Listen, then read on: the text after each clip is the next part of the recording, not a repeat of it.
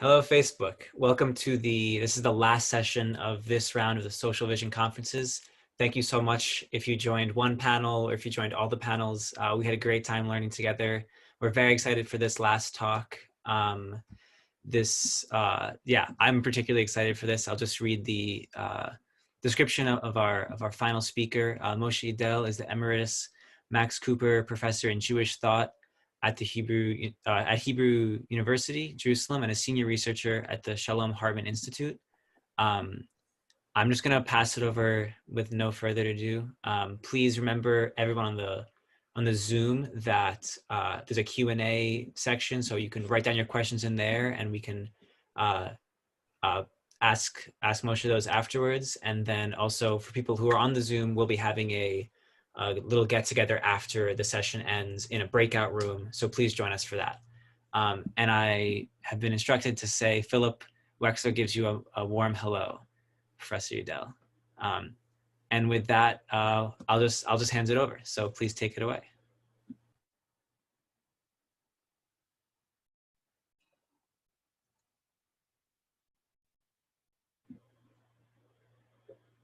Feel free to start speaking. You address me? Yeah, okay. Sorry. Okay, I saw that Philip is going to say something. Okay, so my topic is adversity, and adversity is an opportunity, but I'm going to speak much more, not on the philosophical or psychological background of success in adversity, but about adversity in Hasidism. And my discussion is going to be basically a social discussion of the history of Hasidism up to today on the background of adversity. So I'm quite sure that some historical facts I'm going to discuss here are not known at all or not well known. For example, Hasidism emerged not in Eastern Europe, but emerged in Eurasia, meaning a place between Europe and Asia. And that's a very important observation, given the fact that all the calamities of Europe and of Asia met on the borderline between the two, which is at the same time the place Hasidism emerged. Let me explain. If we situate the emergence of Hasidism in what is called Podolia, Ukraine of today, where you can find Christian Orthodoxy, Catholic religion, and a variety of other religions which I don't have the time to enumerate, which had in this spatial area quite sharp anti-Semitic expressions.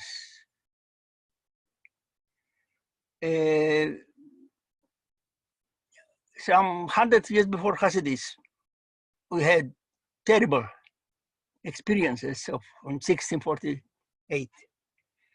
In the places Hasidism emerged, that is the bad part of Europe. However, this place was on the borderline with what can be called two other empires, Eastern one or Asian one. One is the Ottoman Empire, and the other one is the Tatar Empire, which is Crimea of today. What incursions in this area hit the Jews, which were taken in custody, to put it so, and sold. And that is the first line of Shivchei HaBesht, where the father, doesn't matter if it's a true or invention, the father of the Besht was taken over by Tatars and sold to the Turks. So that is adversity, meaning two types of adversities, which are the background of what happened in the second part of the 18th century. However, there were also other forms of inner Jewish adversities, which are also the background of the emergence and much more the development of Hasidism, which is first what is called enlightenment or Askala, which Hasidis had to fight and fought for a long period. And on the other side, what is better known is the mitnagdim, or the opponents, from the northern part of the place where Hasidism emerged. So this combination of European, Asian, and inner Jewish adversity should be taken in consideration more seriously in order to understand how Hasidism emerged. Now, why did Hasidism succeed in such a place? That it existed, this adversity is obvious, not well enough studied in my opinion, especially the Asian part of it. But what is the clue of the success? And here I would like to speak about first about social factors and also add some other more rarefied, like we call it, the religious aspects. First, Hasidism succeeded because it had a common language. And this common language was the vernacular, and that is Yiddish. There's no Hasidism without Yiddish. Hasidism succeeded not because people wrote in Hebrew, the Hasidim wrote in Hebrew, but in fact they translated Yiddish in Hebrew. That can be easily demonstrated by making a map. Where are the limits of the success of Hasidism?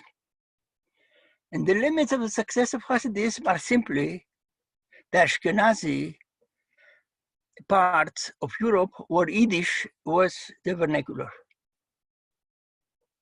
So that is a social factor, that they had a common language which was not cultivated by the Enlightenment or the enlightened Jews or by the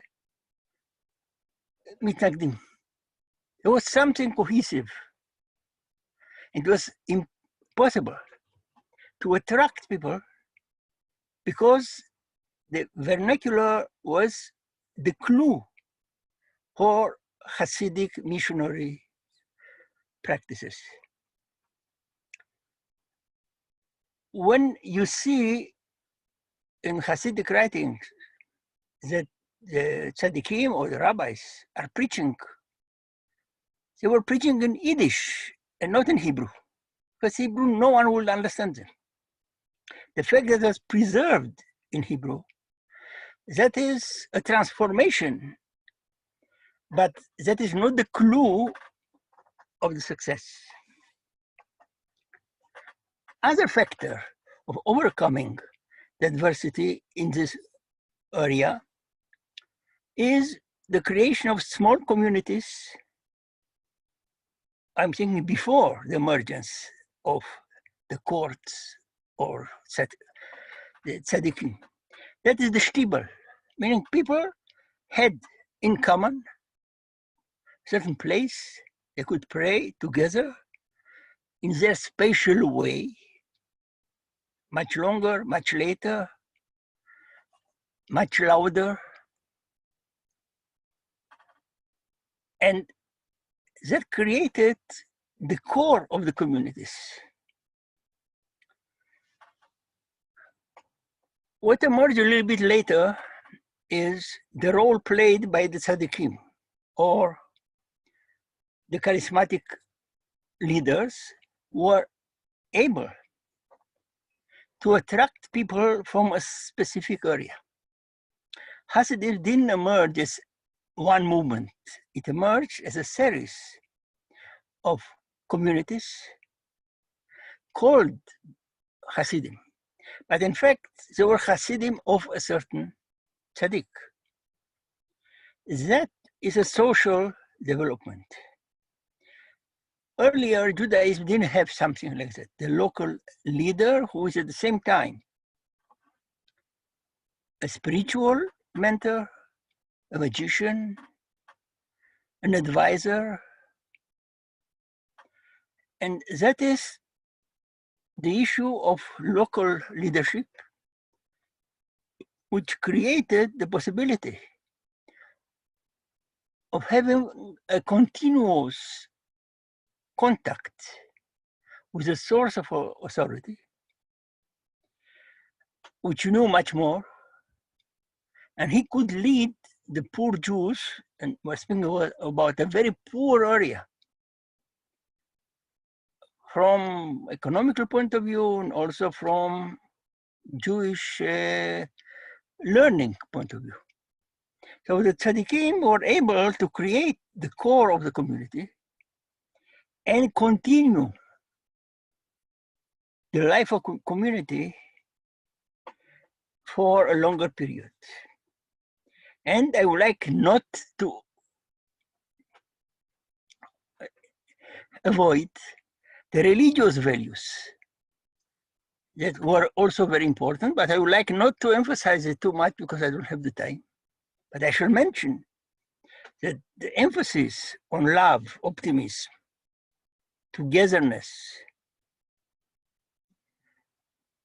are values which are able to cement a community more than learning or ecstatic experiences. I would like not to enter now on this issue of ecstasy, which are individual. And the emphasis on redemption in the present. So that's the beginning of Hasidism.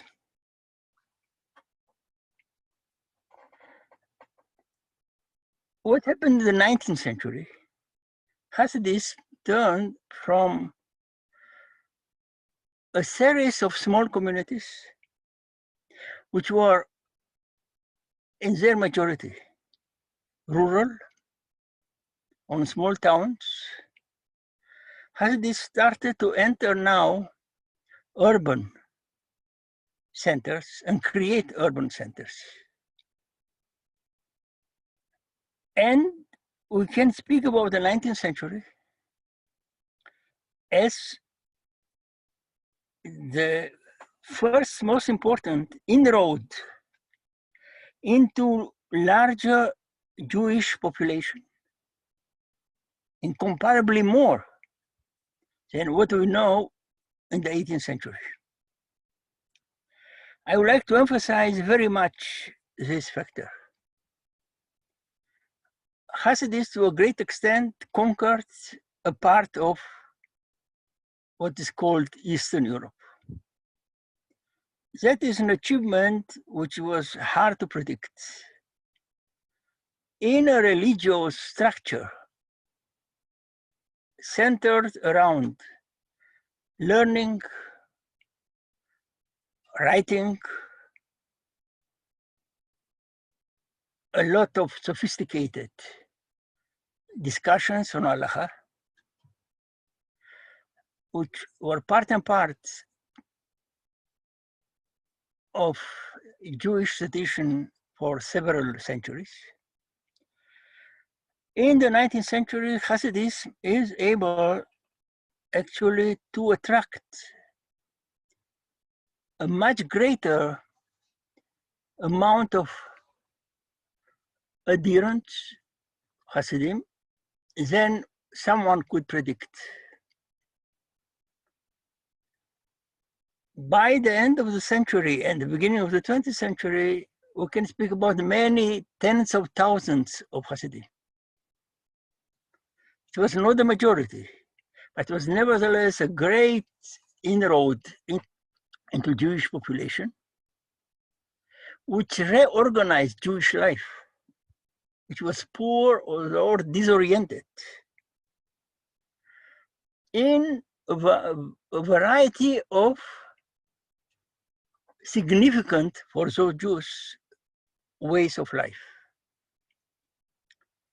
despite the fact that 19th century and also 20th century is a decentered period, because each of the many Hasidic court had a different message, a different personality. And nevertheless, those differences were important in allowing different personalities among the Hasidim to cultivate one tzaddik or another. So diversity here can be seen as a certain weakness. In my opinion, it acted actually in allowing a much greater audience for Hasidim. Now we arrive to the greatest of the adversities, and that is the Holocaust. What should be emphasized is the fact that among the 6 million Jews, many of them were Hasidim, or to put it in a much stronger way. Among the different groups of Jews, the greatest blow was of Hasidim, more than Mitnagdim. Yeshivot escaped, despite the fact Vilnius was not a very nice place, but nevertheless, Mitnagdim organized themselves and escaped. And not to speak about the great centers of Hasidism, like Warsaw, they were exterminated. If we look now from the point of view of the history of Jewish religion, we would predict that without the Holocaust, Hasidism would become in a short way the greatest Jewish ideology of the 20th century. If we extrapolate from what happened in 200 years between mid-18th century and mid-20th century, in my opinion, statistically speaking, Hasidim would become the greatest group. I don't say the majority, that's very difficult for me to speak in such a term. But the greatest group in Judaism received the greatest blow in the Holocaust, which would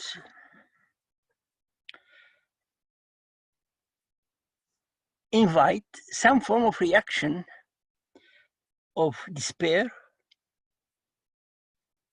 which means that given the terrible blow, Hasidism will weaken not only statistically, which is obvious, but also from the point of view of the intensity. And what happened actually after the end of the Holocaust, up to today, is quite evident that Hasidism become the most dynamic aspect of Jewish religiosity. If we look to what happened in a short period, basically 80 years, we can speak about a Hasidic Renaissance, which was again totally unexpected, which has to do not only with the loss in the Holocaust, has to do with a variety of new forms of adversities, like assimilation, to a great extent from the point of view of the Hasidim, Zionism as the alternative to Hasidic life, and I would say secularity in general. And what actually happened the opposite.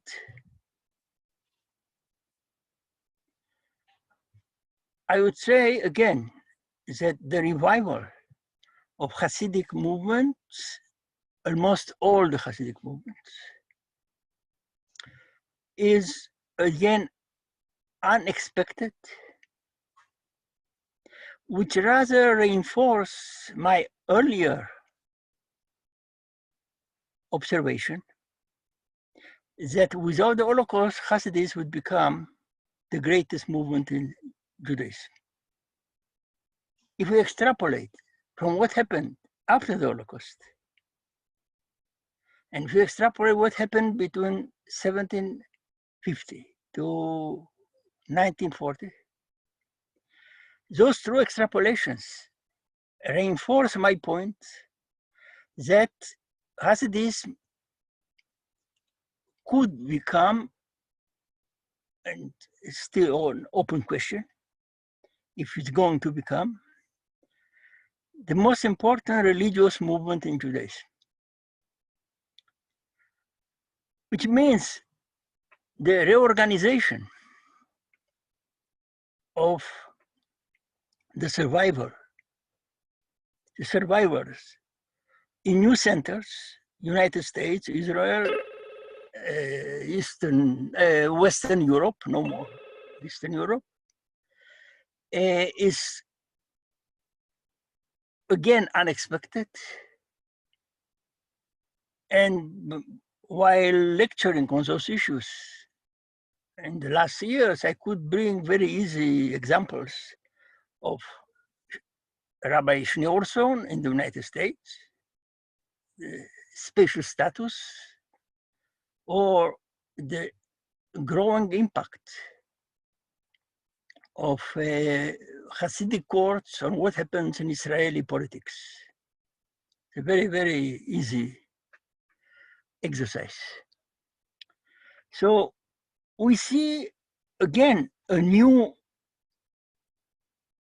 revival against backgrounds of adversity.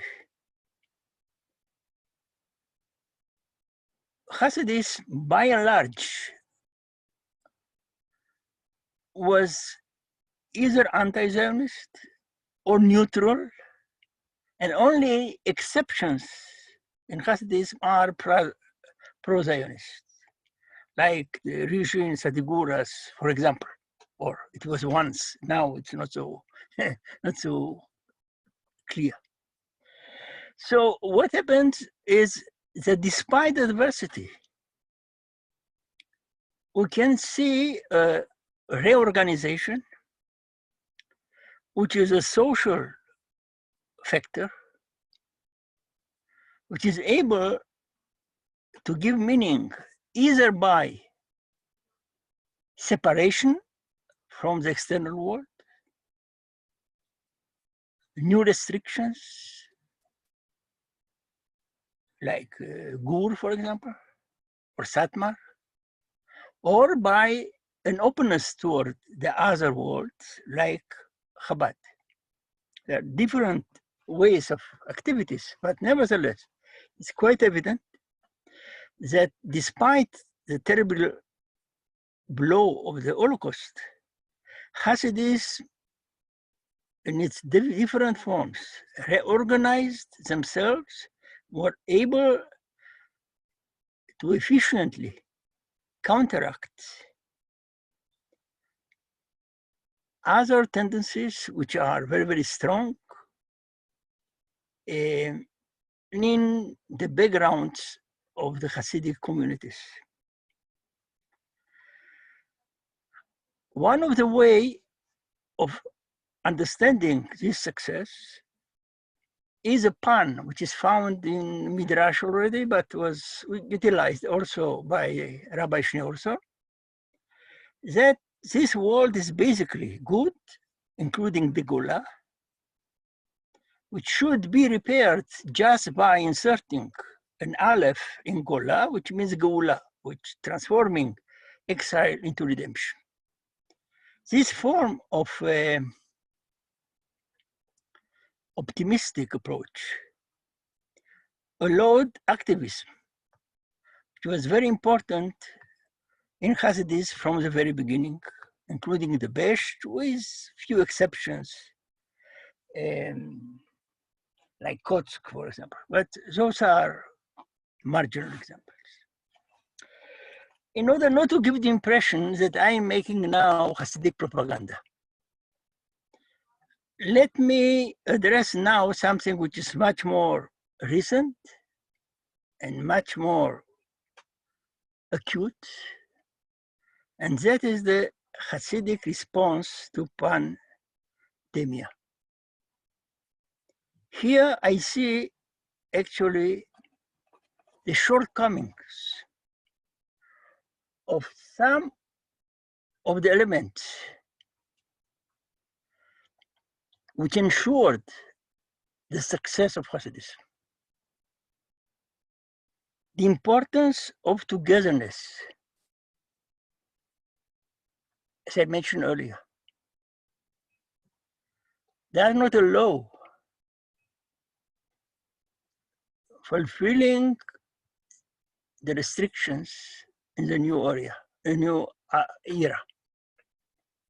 I don't want to enter too much in examples, but unfortunately, we have plenty of examples in which the modus vivendi of Hasidism, which is very, very important in ensuring the connectivity, the warmness, turned to be a problem when the epidemic exploded. And here I would like not to enter now into much criticism, but this criticism shouldn't be forgotten, because not always values which ensure success in a certain historical and social situation are helpful in totally different situations. So I would like not to enter too much in those facts which are known either in Israel or the United States. But here we can see also the weakness of some social structures that emerge in Hasidism.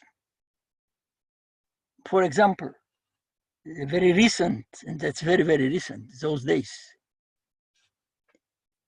efforts of Hasidism to go to Uman with any price. And that's a big story in Israel, but brass of Hasidism are coming also from, not only from Israel. That is an example of how values which were triggering the emergence of societies which can act together can turn into factors of failure. So I try to understand the Hasidim, not just to criticize them, which means for them, the continuation of way of life with all the dangers of the fatalities is more important than life. So that was for sure part of the success of Hasidim. Now, in the new conditions, it seems that the clue for understanding Hasidism can be a way to understand their reaction today, which are not, in my opinion, very edifying and important for non-Hasidic factors to counteract or to understand the behavior, which may be from many points of view bizarre for someone studying from outside. For example, there is no doubt the Hasidic prayer, not only the Shtiber, was one of the most important centers of Hasidic life. Being together, creating what I call sonorous communities by praying loudly is a central factor in Hasidic life.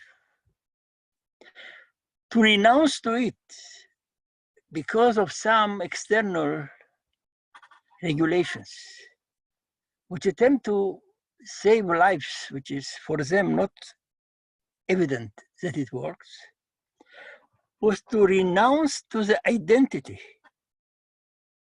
that was cultivated for generations. So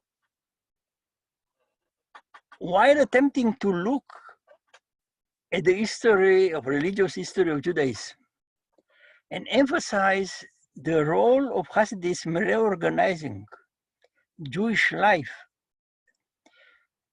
in small places or otherwise, Judaism will disappear in a generation or two. I would like not to enter in discussion.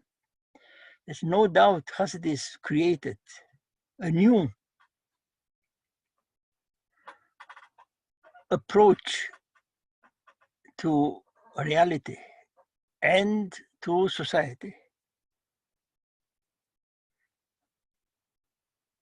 Despite this fact, I must say, if we look now to what happens, we are in a situation which should be analyzed on the background of Hasidic development. It's very difficult for leaders to change the course of their leadership because of something which may last, who knows, a year or 2 years, which is not, how to put it, not worthy to change, something which was inherited and operative for such a long period. But we must understand from the cultural point of view that Hasidism doesn't have the tools that can afford new situations which contradict the basic forms of life, of Hasidic life. So I decided to add this episode here because otherwise we cannot understand what happens today. Why are people stubborn and ready to pay whatever price for something which from outside appears to be not totally necessary? It is not totally necessary from someone from outside. But if we understand Hasidism as creating new forms of identities, to renounce to those forms of identities because of some external regulations, it's easier to understand, not that I accept it, but I would like to show that despite the incredible success of Hasidic life,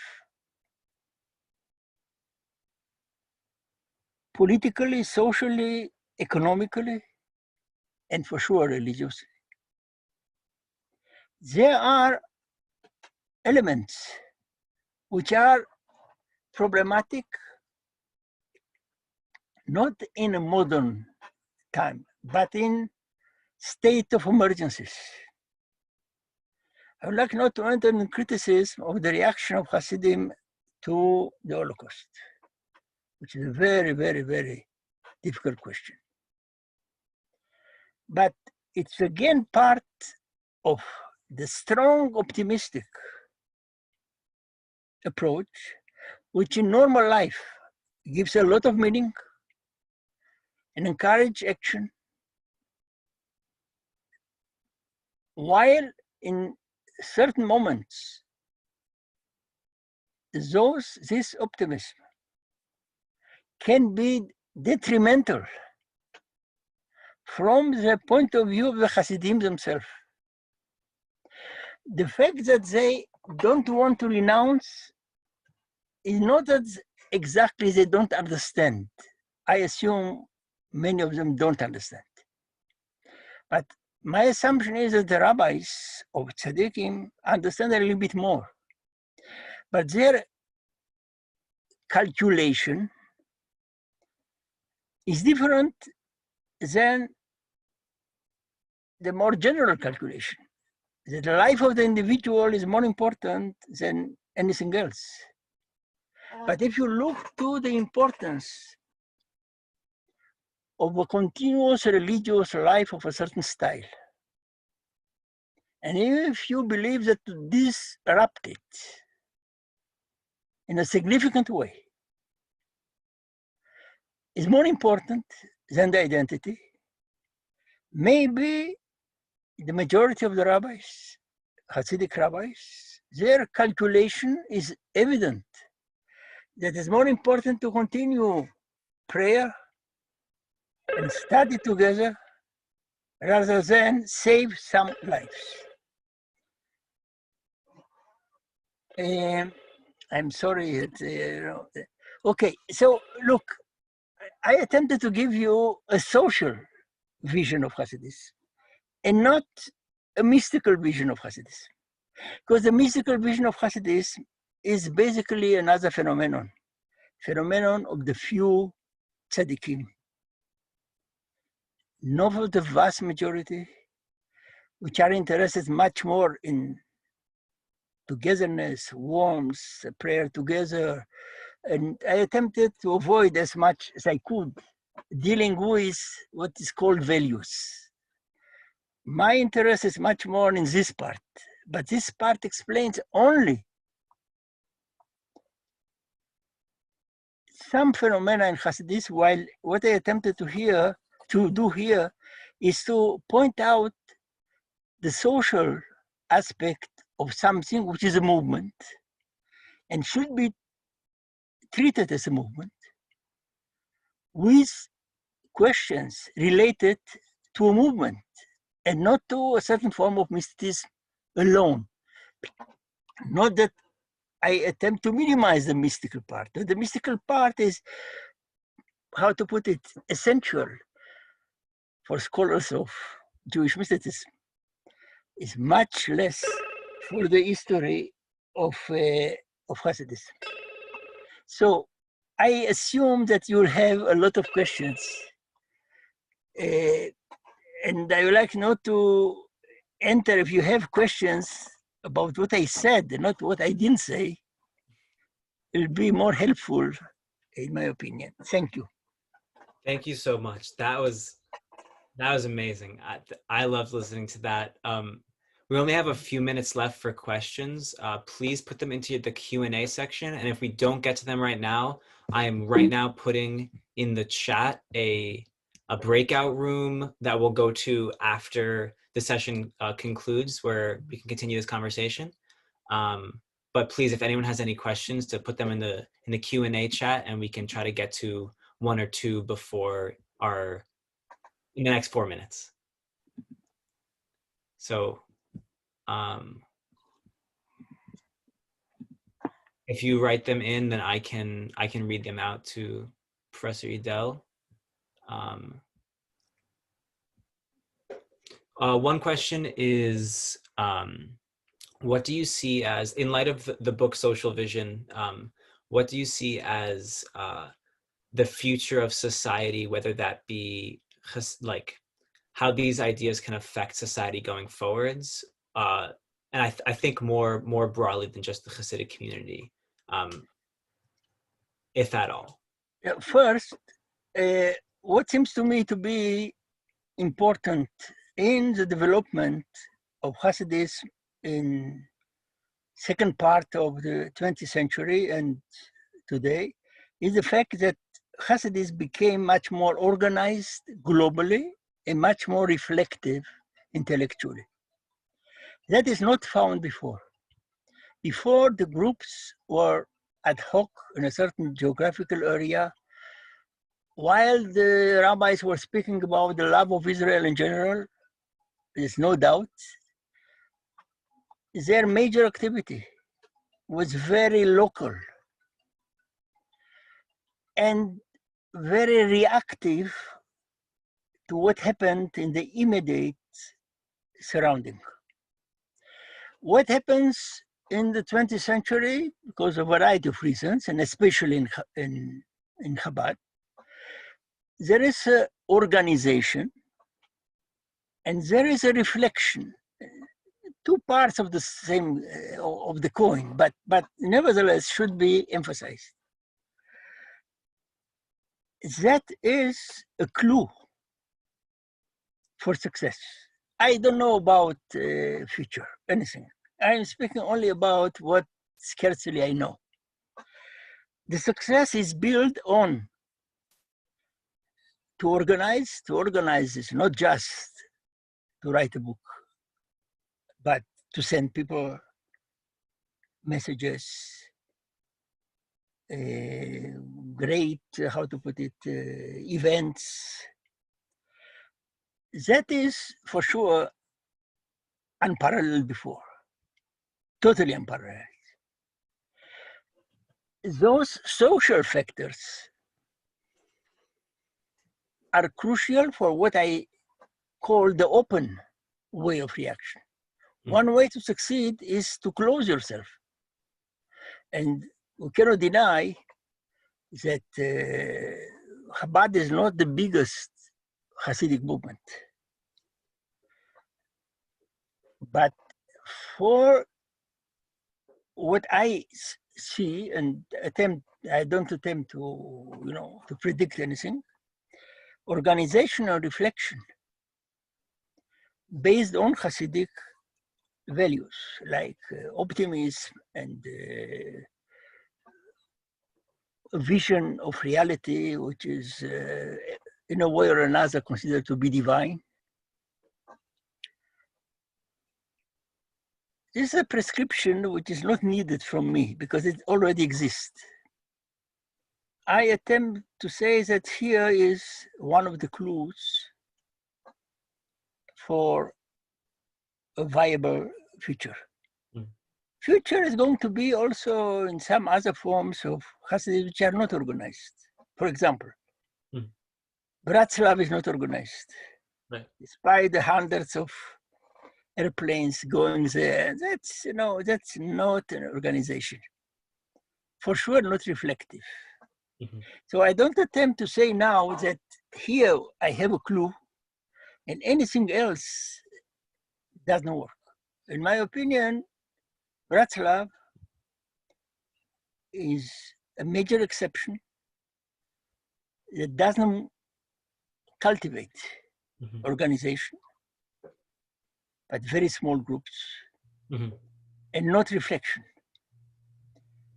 But speaking about, and that's a very new phenomenon, that is 15 years. Chabad has a longer history. Right. Right. Wow. Thank you so much. I mean, I could listen to you for a few days, I feel like, but we're going to have to end our live stream here. And just before we fully conclude, I want to say thank you to everyone. Thank you, Professor Idel, and everyone who has presented in the past, in the 3 days of the conference. This will be the end of this round of conferences, but please like the Facebook page and follow us on social media so you can hear about more conferences coming up for the rest of this semester and year. Yeah, check back here. We'll definitely have a lot of more cool content to come out. So please, thanks for joining us. And we're excited to continue learning with you going forwards. So we can stop the live stream now. And now for the people who are still in the Zoom room, I have put in the chat a link to another room that we're now going to move to. So it's not in webinar settings, so we can all see each other. And if you click that, you see that in the chat, you can click that. It'll take you out of this, and it'll take a few minutes for us to close this one down and start that one. But we hope to see you all there in the next 2 or 3 minutes. So I want to receive a link to it. if you look in the bottom of your screen, it should have a chat button. Do you see that? I don't see here. I'll send it to you via email as well, just to make sure you can get there. Email me, a link. I'm not so sophisticated to. No worries. I'm gonna send you